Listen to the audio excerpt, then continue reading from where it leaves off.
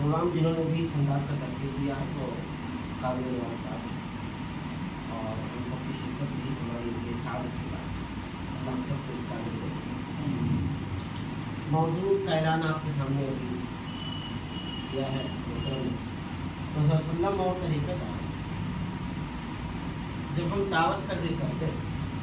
दावत का मतलब है कि आवाज़ देना बुलाना अंबिया के हवाले से, तो उस वक्त बहुत सारी बातें ध्यान में आती हैं। इस तरीके से ये दावत ये किस लिए होनी चाहिए और उसके क्या क्या शराइत हैं, और अंबिया इकराम अलैहिस्सलाम किनको मुखातब करते हैं और उनका मुखातब करने का तरीका क्या होना चाहिए, क्या था। फिर दावत दीन में तदरीज का भी मरना होता है, तो कैसे कैसे हम अपनी बात रखें। शुरुआत में हमें जब कुछ कहनी हो बात, अपना हमें पैगाम पहुँचाना है, तो हम अंदाज क्या अपनाएं। फिर धीरे धीरे वक्त गुजरने के साथ साथ ज़ाहिर हालात में तब्दीली होती है, तो ऐसे मौके पर हमारे अंदाज में क्या फ़र्क आना चाहिए, ये सारी चीज़ें इससे मुताबिक। फिर उसी सिलसिले से दावत की ज़ुबान क्या होनी चाहिए, और जो लोग दावत दे रहे हैं, अल्लाह की तरफ बुला रहे हैं, अल्लाह के दीन की तरफ, तो किस तरह का तर्ज़ कलाम होना चाहिए, कौन सा अंदाज़ अपनाना चाहिए, और फिर अहकाम ने तर्ज़ इस्तिदलाल क्या अपनाया और दावत के क्या मराहिल हैं, ये सारे उसके हिस्से हैं। ये बड़ा अहम मौजूद है, इसलिए कि सारे अंबिया की बेअसत का मकसद दरअसल यही था कि लोगों को अल्लाह की तरफ बुलाएं, अल्लाह के दीन की तरफ बुलाएं, सारे अंबिया। तो जब हम इस मौजू पे सोचते हैं तो ज़ाहिर है हमें अंबिया की ज़िंदगी, पुराने जो पिछले गुजर चुके हैं उनकी भी ज़िंदगियों का, जो गुजरे हुए अंबिया उनका चर्चा पुराने मजीद में आया हुआ है, तो मुताला करना ज़रूरी है कि उनका अंदाज़ क्या था, फिर नबी अकरम सल्लल्लाहु अलैहि वसल्लम ने क्या अंदाज़ अपनाया, तो वो तरीक़ा क्या होना चाहिए, ये हमें तो रुजू करना पड़ेगा। सबसे पहला सवाल ये है कि अंबिया इकराम अलैहिस्सलाम किनको मुखातब करते हैं, आमतुन्नास को, या आमतुन्नास में से कुछ ऐसे लोग हैं कि जिनका आवाम पर असर है। फिर इसी तरह से सवाल ये भी पैदा होता है कि किस अंदाज में हमें मुखातब करना चाहिए, हमारा अंदाज क्या होना चाहिए। ज़ाहिर है कोई भी बात हमें कहनी, उसका एक सलीका। कहा यह जाता है कि शहद भी अगर बेचना हो, तल्ख जुबान हो, तो शहद लेने वाला कोई नहीं होता, और अगर मिर्च बेचनी हो और अंदाज बड़ा अच्छा हो तो मिर्च भी बिक जाएगी। तो अंदाज हमारा किस तरह का होना चाहिए, इसका एक सलीका होता है, कैसे हम अपनी बात रखते हैं ताकि लोग सुनें।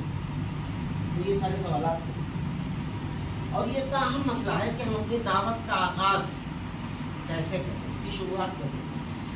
नुक्ता आगाज़ हमारा क्या होना चाहिए। और इस पर गौर करना बहुत ज़रूरी है किसी भी दाई के लिए, दावत देने वाले के लिए, इसलिए कि जब हम ये फैसला नहीं कर पाते कि हमारा मौक़िफ़ क्या होना चाहिए, सामने वाला जिसके सामने अपनी बात हम रख रहे हैं उसकी पोजीशन क्या है, जब तक ये सारी बातें तय नहीं होंगी, अंदाज़ा नहीं होगा, तो उस वक्त हम अपनी बात रखने का हम रख नहीं पाएंगे, हमारे पास उसका हुनर हमको नहीं मिल पाएगा। ये सारी चीज़ें समझनी ज़रूरी है। इसीलिए आप ये देखते हैं कि जब हम पोजीशन समझ नहीं पाते तो तरह तरह के मसाइल पैदा होते हैं। मिसाल के तौर पर हिंदुस्तान के जो कुछ हालात हैं उसके तनाज़ुर में हम कैसे लोगों का सामना, जैसे लोगों से हमारा सामना होता है, किस अंदाज के लोग होते हैं। कुछ ऐसे लोग होते हैं जो बहुत मुतासिर होते हैं, उनके सामने कैसे की बात हमें, जो ज़रा नाम मिजाज के उनके सामने की बातें हम कैसे रखें, या हालात जो कुछ हैं उनको सामने रख करके पॉलिसी हमारी किस अंदाज की होनी चाहिए। जो ये सारी चीज़ें देखते नहीं, समझते नहीं, तो मसाइल बहुत सारे खड़े होते हैं, और बजाय हमारी अपनी बात पर कोई असर हो तो उल्टा असर हो जाता है। और फिर यही नहीं कि जिनके सामने अपनी बात हमें रखनी है صرف ان پر بلکہ ملت کے دیگر افراد میں بھی اس کے غلط اثرات پڑتے. تو یہ ہمیں جاننا ضروری ہے کہ نبوی طریقہ کیا تھا دعوت. آپ صلی اللہ علیہ وسلم نے اپنی دعوت کی انداز میں پیش کی. یہ ہمیں اپنی بات رکھنے کے لیے لوگوں کے سامنے یہ جاننا ضروری ہوگا کہ آپ صلی اللہ علیہ وسلم کیا کہیں. جیسے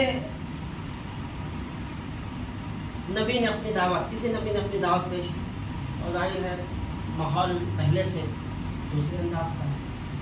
وہاں کوئی ایسا فرد اس سماج میں نہیں ہے کہ جو ان کی باتوں کو ماننے والا ہو یا سمجھنے والا ہو. سب کے سب جو ہے مشرک ہیں, شرک میں ڈوبے. تو ایسے لوگوں کو ظاہر ہے جب آدمی کوئی بات کہنا چاہے گا یا نبی کو اپنی بات کہنا چاہتا ہے تو پہنچتے ہی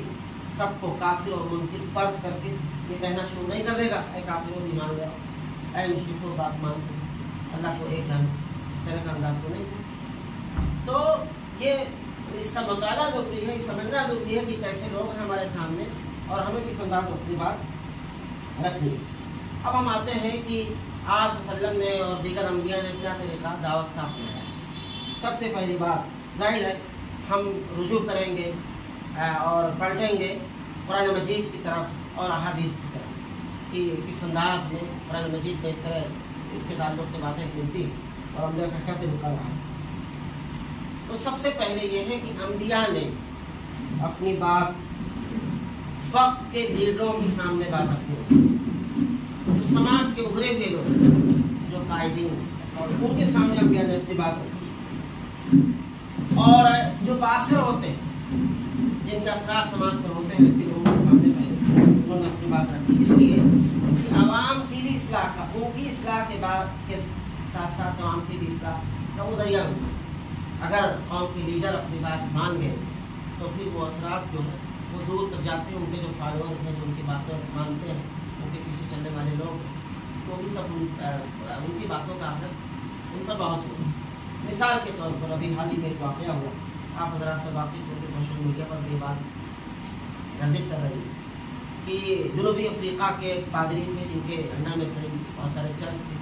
اور تقریباً 1 لاکھ ان کے فالوورز تھے. آپ دیکھا انہوں نے کہ سفید لباس میں پہلے دیا ہوں 2-3 دنوں تک کے معاملہ ہے. اس کے بعد ان پر آج تک بات واضح بھی چیزیں ہوتی بھائی یہ سفید لباس کے لوگوں کا ہے, مسلمانوں کا ہے. تو وہ ہمیں اشارہ اس بات کی طرف مل رہا ہے کہ اسلام ہمیں قبول کرنا چاہیے. چنانچہ خود انہوں نے قبول کیا اور پہلے پھر اس کے بعد وہ جب ان کی رائے بنی تو ساتھ ساتھ انہوں نے اپنے جتنے فائدوں سے ان کے سامنے بھی بات رکھی اور ان سے رائے لی,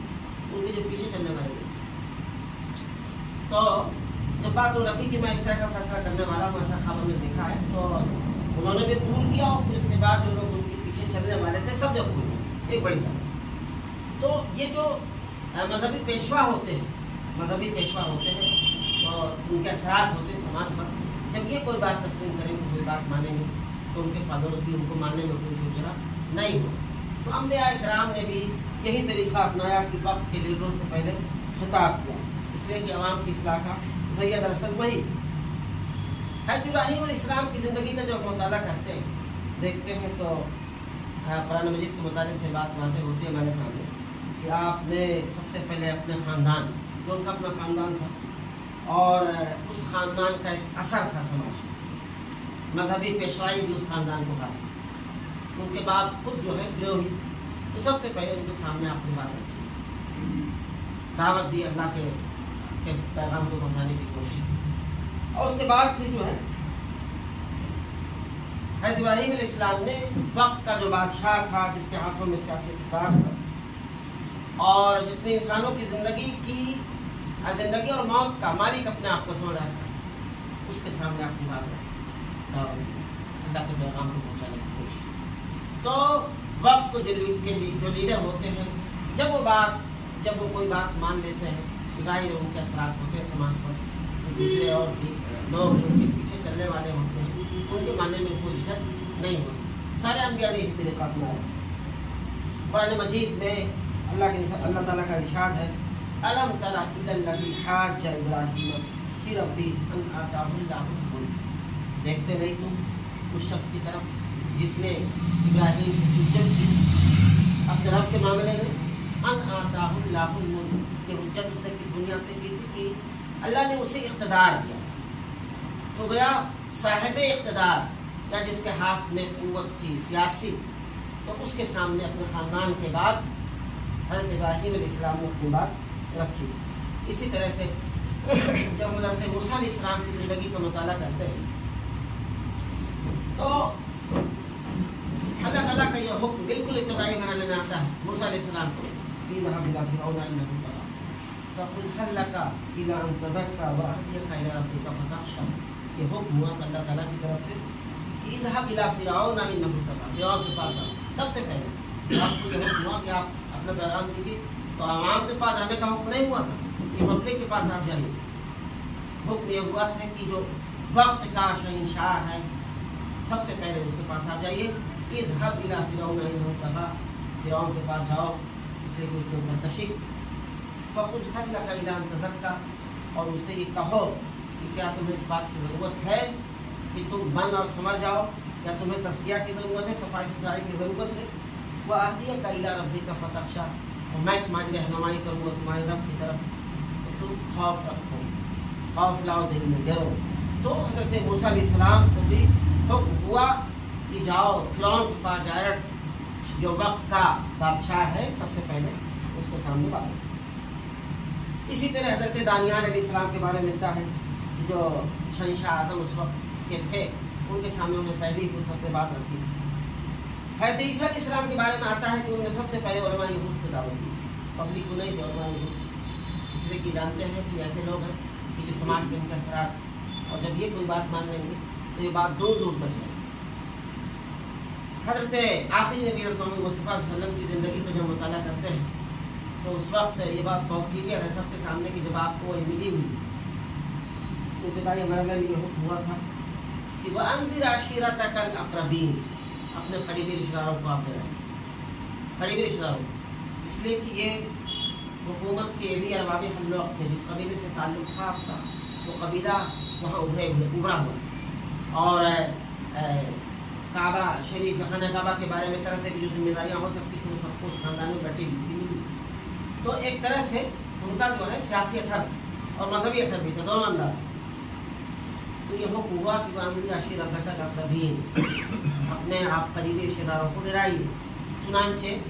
अपनी इस दावत को पेश करने के लिए अल्लाह के वसल्लम ने अपने खानदान के सारे अफराद को दावत दी थी, घर पर बुलाया, पहले उनके सामने उन्होंने खिलाया पिलाया, उसके बाद फिर आपने अपनी बात रखी। अभी आगे बात हम आपसे के सामने रखेंगे कि अंदाज़ क्या होना चाहिए। ये सब उसी दावत के अंदाज में कि अपनी बात हमें किसी के सामने रखनी है तो ज़ाहिर ताल्लुकात पहले उससे बना, और ये खिलाना पिलाना भी हमको पड़ेगा, दावत भी देनी पड़ेगी, इसलिए कि नबी तरीका। और सूखे कोई बात सुनता नहीं, हम अपनी बात रखें, किसी को सुनाने ज़बरदस्ती सुनाएं तो ज़ाहिर नहीं सुने, और अगर हम उसको खिला पिला दिया, हमने चाय पे बुलाया उसको, तो ज़ाहिर है हम आपकी उसके अंदर रहेगी सुनने। तो एक तरीका है दावत। इसी तरह से आप सल्लम ने ये तरीका अपनाया था कि सलातीन जो उस वक्त थे, जो पास पड़ोस के जो कबाइल के जिम्मेदार थे, उन सबको भी आपने दावतनामे इरसाल किए, और इस इन अल्फाज के साथ अस्लिम तस्लम, इस्लाम ले आओ महफूज रहो। और फिर ये भी आपने कहा कि अगर इस्लाम नहीं लाते तो जितने तुम्हारे फॉलोअर्स हैं, तुम्हारे पीछे चलने वाले लोग हैं, सबकी भी जिम्मेदारी तुम्हारे ऊपर हो, सबकी जिम्मेदारी तुम्हारे ऊपर हो। इसलिए अगर तुम मान लेते हो वो लोग भी तुम्हारे पीछे मानेंगे, और तुम अगर इस्लाम कबूल कर लेते हो तो तुम खुद महफूज रहोगे और तुम्हारी रियाया भी महफूज रहेगी। इसी तरह से आप सल्लम की ज़िंदगी जब मुताला करते हैं तो ये मिलता है कि कुरैश के जितने सरदार थे सबके सामने आपने एक एक करके सबके सामने अपनी बात आपने रखी,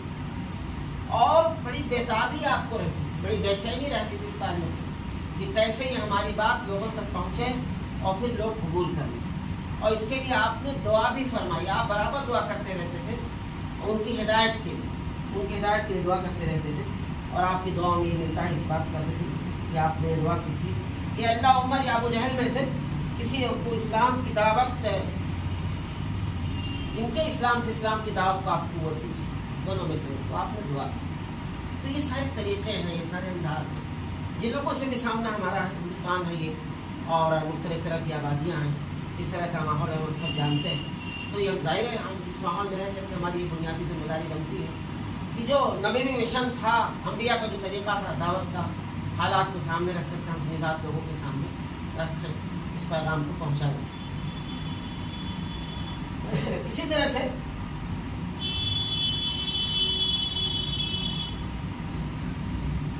جب انبیاء نے جتنے بھی سب نے اپنی دعوت پیش کی اور بڑے لگن اور بڑے جذبے کے ساتھ، بڑے شوق کے ساتھ، جب مایوسی ہاتھ لگ گئی کہ اب ماننے والے لوگ نہیں ہیں اور جو کچھ بھی مانا جن لوگوں نے مانا اور بقیہ جو لوگ بچے ان سے مایوسی بھی اور اپنی بات آپ نے رکھ دی، انبیاء نے اپنی بات رکھی، سب کے سامنے حجت پوری ہو گئی، تو پھر یہ حکم آیا نبی اکرم صلی اللہ علیہ وسلم کے بارے میں آتا ہے کہ ان کے بارے میں حکم آیا فتولی عنہم فما انت بملوم وذکر فإن الذکرى تنفع المؤمنین۔ آپ ان سے رخ پھیر لیں، ان سے آپ رخ پھیر لیں، جس لیے کہ اب آپ کی باتوں کا ان پر کوئی اثر نہیں ہوگا، آپ بھی تھک چکے ہیں اور اب اپنی بات ان کے سامنے نہ پیش کی۔ فما انت بملوم، اب آپ پر آپ کی کوئی ملامت نہیں، آپ ملامت زدہ نہیں، آپ کا کوئی قصور نہیں، آپ اپنی پوری ذمہ داری ادا کریں۔ وذکر فإن الذکرى تنفع المؤمنین، اور تذکیر آپ کریں، یاد دہانی آپ کریں، اس لیے کہ یہ یاد دہانی مومنوں کو نفع دیتی ہے۔ تو جب آپ کو یہ مایوسی ہوئی کہ اب یہ لوگ ایمان لانے والے نہیں ہیں، تو اللہ تعالیٰ نے توجہ یہ دلائی کہ جو صاحب ایمان ہیں، جو ایمان لا چکے ہیں، ان کی تربیت کا نظم کرنا چاہیے، ان کی اخلاقی اور ہر اعتبار سے،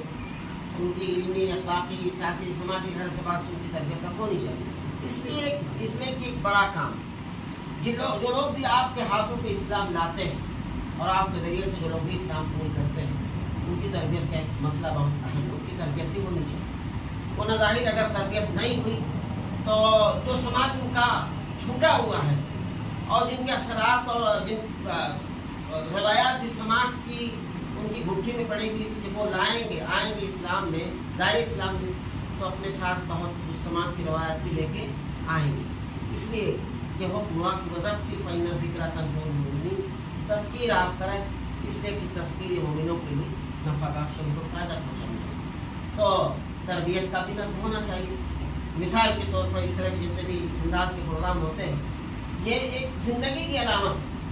یہ پروگرام زندگی کی علامت، اور اس سے جو ہے ظاہر ہے ہر آدمی کا مطالعہ ہوتا نہیں اور سب کو فرصت مل بھی نہیں پاتی کہ مطالعہ لوگ کر سکیں۔ ایک ہی مجلس میں مختلف انداز سے بہت ساری باتیں آ جاتی ہیں، لوگوں کو سننے کا موقع مل جاتا ہے اور ایک ہی نشست میں وہ ساری چیزیں مل جاتی ہیں۔ تو یہ تذکیر ہے ایک طرح سے، اور یہ دراصل ہماری آپ کی دینی زندگی کی علامت ہے کہ اس روح کو بھی ضرورت ہے پاک اور صاف کرنے کی، اور جب تک ہمارا آپ کا مطالعہ نہیں ہوگا یا سنیں گے نہیں، اس طرح کی مجلسوں میں شرکت نہیں کریں گے، اس طرح اس وقت تک یہ ساری چیزیں مل نہیں پائیں گی۔ تو مومنوں کی تربیت کا بھی ایک کام ہے صاحب اہل ایمان کا، جو ان کی تربیت کا نظم ہونا چاہیے۔ اب ہم آتے ہیں کہ ہماری گفتگو کا انداز کیا ہونا چاہیے، جس کو طریقے خطاب ہیں، ہماری آپ کی بات کس انداز میں لوگوں کے سامنے پیش کی جانی چاہیے۔ میں نے بھی آپ کے سامنے یہ ذکر کیا کہ پہنچتے ہی کسی نبی نے ایسا نہیں کہا ہے کہ اے کافرو اللہ کی بات مان لو، اے مشرک کو ایمان لے آؤ، کسی بھی نبی نے یہ انداز نہیں اپنایا۔ جب ہم قرآن مجید کو پڑھتے ہیں تو اس وقت یہ معلوم ہوتا ہے کہ کبھی یہ کہا گیا ہے انبیاء کے ذریعے ایھا الناس، اے لوگوں، اے انسانوں، اور اسی طرح سے کہا یا قومی، اے میری قوم، اور پھر یہ خطاب کیا اہل کتاب سے، اے اہل کتاب، اور یا اے وہ لوگ جو یہودی ہوئے ہو، یا اے وہ لوگ جو نصرانی ہوئے۔ تو اس طرح کا خطاب، اس طرح کا انداز ہم کو قرآن مجید کے اندر ملتا ہے۔ حضرت ابراہیم علیہ السلام کی زندگی جو ہے یہ پوری سلسلے میں اسوہ ہے۔ حضرت ابراہیم علیہ السلام کی زندگی اور پھر دیگر انبیاء کی بھی زندگی سب کی سب جو ہے ہمارے لیے نمونے کی حیثیت رکھتی ہے۔ حضرت ابراہیم علیہ السلام نے بھی اپنی دعوت اس انداز میں رکھی۔ جب ہم قرآن مجید کا مطالعہ کریں گے اس وقت معلوم ہوگا کہ آپ نے بھی لمبا وقت صرف کیا اور بڑے پیار بھرے انداز میں سمجھایا، حجت بھی آپ نے تمام کی، اور کبھی بھی اپنی زبان سے کافروں اور مشرکوں اس انداز کا خطاب نہیں کیا۔ جب آپ نے پوری حجت تمام کر دی اور بات پہنچا دی اور پھر اس طرح کا ماحول بن گیا کہ اب آپ کا رہنا یہاں مشکل ہے، حالات اس انداز کے بن گئے، تیاری ان کو ان کے لیے کی جانے لگی کہ کیسے جو ہے ان کو یہاں اس سماج سے ہٹایا جائے یا ان کو ختم مار دیا جائے، قتل کر دیا جائے۔ تو اس وقت یہ حکم ہوا تھا اللہ تعالیٰ کی طرف سے کہ قد کانت لکم اسوۃ حسنہ، تمہارے لیے ایک اچھا نمونہ ہے، فی ابراہیم والذین معہ، ابراہیم اور ان کے ساتھ رہنے والوں نے، اذ قالوا لقومہم، جب انہوں نے اپنی قوم سے یہ کہا تھا، انا براء منکم ومما تعبدون من دون اللہ، جب تھک گئے اپنی بات رکھ دی انہوں نے اور نہیں مانے لوگ، تو اس وقت یہ حکم ہوا کہ آپ ان سے یہ کہہ دیں کہ انا براء منکم، ہم تم سے بری ہیں، ومما تعبدون من دون اللہ، اور اللہ کو چھوڑ کر جن کی تم عبادت کرتے ہو، پوجا کرتے ہو، ہم ان سب سے بری ہیں، اور کفرنا بکم وبدانا بیننا وبینکم العداوۃ والبغضاء، ہم نے تمہارا انکار کیا اور ہمارے تمہارے بیچ دشمنی اب ہمیشہ کے لیے ہوگی، حتی تؤمنوا باللہ وحدہ، یہ دشمنی اس وقت تک رہے گی جب تک ایک اللہ پر تم ایمان نہیں لاتے۔ چنانچہ حکم ہوا حضرت ابراہیم علیہ السلام کو، پھر آپ نے وہ جگہ چھوڑ دی، ہجرت آپ وہاں سے کر دیں جب آپ نے اپنی حجت پوری کر دی۔ پھر آپ دیکھیں اللہ کے نبی صلی اللہ علیہ وسلم کے بارے میں کہ سورہ کافرون کا ہم اور آپ جو مطالعہ کرتے ہیں، قل یا اہل الکافرون لا اعبد ما تعبدون ولا انتم عابدون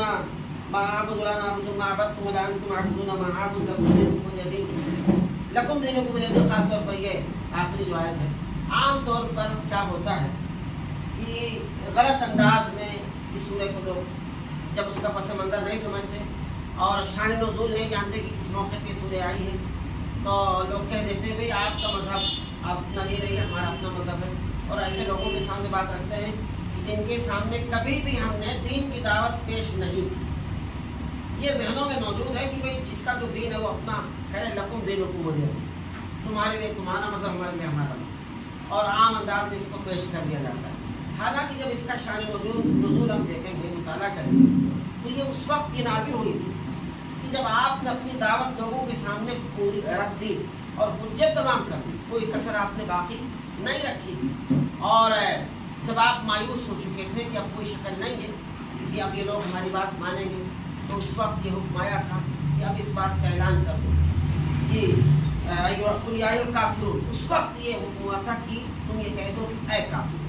آخری موقع اے کافروں کے ذریعے سے خطاب ہوا تھا، اے نہ ماننے والوں اے کافروں، بالکل آخری مرحلے جب آپ صلی اللہ علیہ وسلم نے اپنی بات رکھ دی تھی اور حجت بھی پوری کر دی اور اب کوئی سبیل اس انداز کی نہیں تھی کہ لوگ ماننے والے ہیں، تو اس وقت یہ حکم آیا تھا اے الکافرون، اے کافروں، اے نہ ماننے والے لوگ، لا اعبد ما تعبدون، اب ہمارا تمہارا معاملہ بالکل صاف ہے، ہم بھی عبادت نہیں کر سکتے جن کی تم پوجا کرتے عبادت کرتے، ٹھیک ہے، تم اگر ہمارے معبود کی پوجا نہیں کرتے نا تو تم اپنے معبودوں کی پوجا کرو، اپنے معبود کی پوجا کرتے، لکم دینکم ولی دین، تمہارے لیے اپنا ایک طریقہ زندگی ہے، نظام زندگی ہے، اور ہمارے لیے بھی ایک نظام زندگی ہے۔ یہ بالکل آخری موقع پہ اس کا اعلان ہوا تھا کہ ہمارے لیے تمہارا مذہب، جب آپ سلم کی بات رکھتے ہو بالکل مایوسی ہوئی تھی، اب اس کے بعد کوئی شکل نہیں ہے ان کی اصلاح کرنے کی، تو پھر اس وقت اعلان ہوا۔ اب آخری بات ہم آپ سے عرض کرنا چاہیں گے دعوت کے تعلق سے، یہ ایک بہت بنیادی چیز ہے۔ ہم اور آپ دیکھتے ہیں کہ مختلف طرح کی تنظیمیں کام کر رہی ہیں یہاں ہمارے ہندوستان میں، کچھ تو ایسے جن کا دائرہ کار مسلمانوں کے بیچ میں، اور کچھ تو ایسے ہیں کہ مسلمانوں میں بھی ایک خاص فرقے میں، ایک خاص گروپ میں ان کا کام ہے، اور کچھ ایسی تنظیمیں ہیں کہ جو بالکل وہ پوری انسانیت کے لیے بھی سب ان کے مخاطب ہیں۔ یہ جو فرق آیا ہے، یہ ایک تو یہ ہے کہ حالات اس انداز کے ہوتے ہیں، لوگ اسی انداز سے پالیسیاں بناتے ہیں، اور جو جماعتیں تنظیمیں اس انداز کا کام کر رہی ہیں کہ وہ صرف مسلمانوں میں ان کا کام کا دائرہ ہے، تو ظاہر ہے حالات اس انداز کے رہیں گے کیونکہ اس کا اصلاح کا کام زیادہ ضروری ہے۔ اور خاص طور سے اس موقع پر میں مولانا رحمۃ اللہ علیہ کے بارے میں ذکر کروں گا کہ وہ جب انہوں نے تبلیغی جماعت کی بنیاد ڈالی تھی تو اس وقت حالات اس وقت اسی انداز کے کہ ارتداد بڑی تیزی کے ساتھ مسلمانوں میں پھیل گیا، بڑی تیزی کے ساتھ مسلمانوں میں پھیل گیا، تو اس وقت یہ توجہ دی، حالانکہ ان کا یہ مقصد کبھی نہیں تھا کہ ہماری یہ دعوت بس انہیں تک محدود ہے، انہیں تک محدود ہے، بلکہ وہ دھیرے دھیرے وہ چاہتے تھے کہ اس کا دائرہ وسیع ہوتا جائے، پھر غیر مسلموں میں بھی یہ کام کیا، لیکن ظاہر ہے پھر اس میں کچھ بدلاؤ نہیں آیا، لوگوں نے پالیسیاں حالات کے انداز سے ترتیب نہیں دی، ایک جمود کا لوگ شکار ہو گئے. کچھ ایسی بھی تنظیمیں ہیں کہ جو اپنا دائرہ کار سارے لوگ، جس میں اہل ایمان بھی شامل ہیں اور وہ لوگ بھی شامل ہیں کہ جو ایمان لانے والے لوگ ہیں، غیر مسلم حضرات ہیں، تو ان کے بیچ بھی اپنا کام ہے. تو یہ جو فرق ہے طریقے دعوت کا کہ لوگوں کے حالات کو سمجھنے کی وجہ سے، انبیاء کی جو دعوت ہے اس میں پورے طور پر نہ سمجھنے کی وجہ سے یہ ساری چیزیں، تبھی آپ یہ دیکھتے ہیں کہ یہ کچھ ایسے بھی ہمارے بیچ افراد ہیں کہ جو جزوی چیزوں کی طرف بلاتے ہیں، جبکہ انبیاء کرام کی زندگی کا اگر مطالعہ کیا جائے بالکل ابتدائی مرحلے کی، تو یہ بات بہت بالکل کلیئر ہے، واضح ہے کہ پوری دنیا انسانیت سے انبیاء نے خطاب کیا، دنیا انسانیت. اب اس میں مراحل پوچھیں کہ پہلے کن لوگوں کو مخاطب کیا، اس کے بعد کن لوگوں کو مخاطب کیا، تو لیکن یہ ہے کہ پوری دنیا انسانیت کو مخاطب کیا. تو وہی انداز جو ہے ہمیں بھی اپنانا چاہیے، انبیائی جو انداز ہے، کسی خاص گروپ میں اپنا ہم اس کو دائرہ کار بنا لیں تو یہ دعوت ہماری اپنی آواز ہے جو محدود ہو جائے. دوسری چیز یہ ہے کہ انبیاء نے جو ہے وہ کل کی دعوت دی ہے، جز کی دعوت نہیں دی. کل کا مطلب یہ ہے کہ دین کی جو مسلمات، جو عقائد ہیں بنیادی، ان کی طرف انبیاء نے دعوت دی. اسی لیے آپ دیکھیں کہ آپ صلی اللہ علیہ وسلم کی زندگی میں سارے انبیاء کی زندگی کو جس کا بھی آپ مطالعہ کریں گے یہ پائیں گے کہ انہوں نے کل کی طرف دعوت دی. توحید، رسالت، آخرت، یہ تینوں جو بنیادی چیزیں تھیں ان کی طرف انبیاء نے بلایا. جیسے جیسے اس انداز کے مرائی، کہیں توحید کی دعوت وہاں زور دینے کی زیادہ ضرورت ہے. مکے کا جو ابتدائی دور تھا وہاں ضرورت تھی کہ ایک جہاں شرک پھیلا ہوا تھا تو وہاں ضرورت تھی توحید کی کہ ایک اللہ کی طرف لوگوں کو بلایا جائے. کہ دھیرے دھیرے جو ہے ساتھ ساتھ میں رسالت کا بھی ذکر اور پھر جو ہے آخرت کا بھی تصور، یہ ساری چیزیں تو مرحلہ وار ساری چیزیں انبیاء نے اس انداز میں پیش کی. تو کل کی طرف اور مسلمات کی طرف انبیاء نے دعوت دی ہے، جس کی طرف نہیں دی. میں مثال کے طور پر آپ کے سامنے بات رکھتا ہوں. جیسے ہمارے سامنے کوئی مسلمان صاحب ایمان، تو ظاہر ہے کہ وہ اس کے پاس آلریڈی ایمان. اب اسے ہمیں کچھ کہنا ہوگا تو تفصیل کی ضرورت ہے. کچھ مسائل ہوں گے جو دین کے سمجھنے کی ضرورت ہوگی تو وہاں اس کو بتایا جائے گا. لیکن اب اگر کوئی غیر مسلم ہے، ہمیں اس کے سامنے اگر اپنی بات رکھنی ہے تو ظاہر ہے جو بنیادی عقائد ان کی طرف ہمیں عقائد کی طرف بلانے کی شروع ہوگی. اب ہم اس کے سامنے نماز کے مسائل بیان کرنا شروع کر دیں، جس طرح سے نماز پڑھی جاتی ہے، یہ تو بے موقع بات ہوگی. تو یہ جو دعوت کا جو انداز ہے، اس کا جو طریقہ ہے یا جو باتیں ہمیں کہنی ہے، وہ حالات کو سامنے رکھ کر کے ساری پالیسیوں کے تعلق سے مرتب کی جاتی ہے. ہم اور آپ ہندوستان میں رہتے ہیں، یہاں اس ملک بھارت، آپ یہ دیکھتے ہیں کہ حالات کس انداز کے ہیں. اور یہ بنیادی چیز ہے کہ ہم ظاہر ہے ہم اس پیغام کو بھی اپنے غیر مسلم بھائیوں تک پہنچانا ہے، غیر مسلم بھائیوں تک اس پیغام کو پہنچانا ہے. تو ہمیں اس دعوت کی پالیسی بھی اپنانی پڑے گی، ترتیب دینی پڑے گی حالات کے لحاظ سے کہ کس انداز کا ہمارا مخاطب ہے. خاص طور سے اس ماحول میں جہاں ہم اپنی بات رکھیں گے تو ایک بڑا جرم مانا جائے گا. ہمارے لیے سب سے بہتر طریقہ یہ ہو سکتا ہے کہ اخلاق و کردار کے ذریعے سے، اور اسی لیے ہم آپ دیکھتے ہیں کہ نبی اکرم صلی اللہ علیہ وسلم کی زندگی میں نبوت 40 کے بعد ملی اور 40 سے پہلے کی جو عمر آپ کی تھی، تو سماج میں ایک پیغام یہ عام تھا کہ آپ کے اخلاق بڑے اچھے ہیں، آپ امانت دار ہیں، اور آپ کی زندگی میں کبھی جھوٹ آزمایا نہیں گیا، اور کبھی کسی ناچ گانے کی محفل میں آپ نے شرکت نہیں. یہ بہت بنیادی چیز ہے کہ ہمیں اپنی بات اگر رکھنی ہے تو سب سے پہلے اپنے کردار کو درست کرنا پڑے گا، اپنے اخلاق کو درست کرنا پڑے گا. ظاہر ہے تبھی ہماری بات کو کوئی اثر ہوگا. اور اگر ہم سماج میں اس حیثیت سے نیک نام ہیں کہ فلاں کا ہم نے لے لیا، ہم نہیں دے رہے، اور فلاں کے ساتھ معاملہ وہ ہم نے خراب کر دیا، یا ایمان کمزور ہمارا ہے، معاملات ہمارے لوگوں سے ٹھیک نہیں ہے، برتاؤ ویوہار اخلاق ہمارا جس انداز کا ہونا چاہیے عوام کے ساتھ، پڑوسیوں کے ساتھ اس انداز کا نہیں ہے، تو ظاہر ہے ایسے لوگ کوئی بڑا کام نہیں کر پائیں گے. خاص طور سے دعوت کا ان کی باتوں کا کوئی اثر نہیں ہوگا. ہم اسی اسٹیج سے اگر آپ کے سامنے بات کہتے ہیں اور آپ کی نگاہوں میں ہماری شبیہ اچھی نہیں ہے तो ये हमारी बात आप एक कान से सुनेंगे दूसरे कान से उड़ा देंगे। लेकिन जब हमारा अच्छा अखलाक अपना आप पर आपके सामने होगा, हमारे मामलात आपके सामने होंगे, पूरी 40 साल की जिंदगी आपकी लोगों की निगाहों के सामने थी, आईने की तरह साफ और शफाफ, आईने की तरह। इसीलिए जब हम और आप देखते हैं कि सबसे पहले जब आपने कोहे सफा पर चढ़ करके अपनी बात सामने रखी, तो ये लोगों के सामने एतराफ़ करवा लिया पहले कि भाई मुझे मेरे बारे में तुम्हारा क्या तासुर। तो लोगों ने इस बात का एतराफ़ भी किया कि यकीनन आप अमानतदार हैं, आपके बारे में झूठ कभी आजमाया नहीं गया। तब उस वक्त आपने बात रखी कि अगर ये तुम तस्लीम कर रहे हो तो फिर मैं तुम्हें खबरदार कर रहा हूँ कि इस पहाड़ के पीछे एक लश्कर है जो तुम पर हमला आवर होगा। तो उनका ठीक आप सही कहें, आप अगर ये कह रहे हैं तो फिर सही, इसका मतलब ये लश्कर है। तब उसके बाद आपने उसकी बात ये रखी थी कि कुलू ला इलाहा इल्लल्लाह तुफ्लिहू, अल्लाह ला इलाहा इल्लल्लाह कहो तुम सब कामयाब हो। तो ये एक दाई को सबसे पहले दावत देने से पहले अपने किरदार, अपने अखलाक और अपने मामलात को दुरुस्त रखना जरूरी है। ये चंद बातें इस हवाले से अल्लाह हम सबको तौफीक को